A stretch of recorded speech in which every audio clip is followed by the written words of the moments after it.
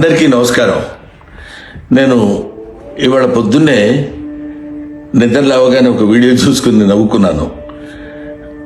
నేను నిన్న మోహన్ బాబు గారి ఫంక్షన్కి వెళ్ళేటప్పుడు లేట్ అయిందని కొంచెం హడావుడిగా వెళ్తున్నాను.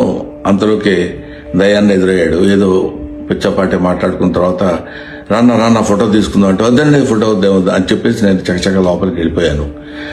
అది చాలామంది మిత్రులు కొంచెం అపార్థం చేసుకున్నట్టున్నారు. దయాకర్ గారితో నాకు 30 ఏళ్ల సంబంధం ఉంది. మంచి మిత్రులం. నేనంటే ఎంతో అభిమానంగా ప్రేమగా చూస్తుంటారు. మేము కూడా ఎంతో మాట్లాడుకుంటాం, ఫ్యామిలీ ఫ్రెండ్స్లా ఉంటాం. అటువంటిది సరదాగా ఆయనతో నాకున్న చనువుతోటి నేను ఉండండి అని చెప్పేసి చేతిలా తోసి వెళ్ళిపోతే దాన్ని నేను ఆయన ఏదో కావాలని తోసినట్టు ఏదో ఒక రకమైనటువంటి మిస్అండర్స్టాండ్ తోటి మిత్రులు, మీడియా మిత్రులు అలాగే దాన్ని అపార్థం చేసుకున్నారు. అలాంటిది కాదు.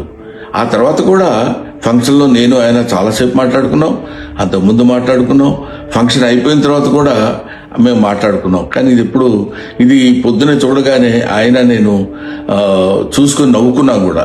ఇది చూడడానికి మిత్రమా ఇట్లా అనుకున్నారు అన్న, ఇట్లాదే దీన్ని మిస్అండర్స్టాండ్ చేసుకున్నారని ఆయన అంటే నేను కూడా ఎంతో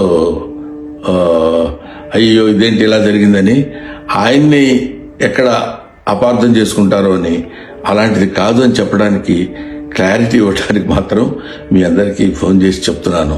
దయచేసి అలాంటిదేం లేదు, మిస్అండర్స్టాండ్ చేసుకోవద్దు. ఇన్ని సంవత్సరాలుగా ఆయనకి మాకున్న అనుబంధంతో మేము ఇద్దరం సరదాగా అలా మాట్లాడుకున్నాం తప్ప వేరే విధంగా కాదు. నమస్తే.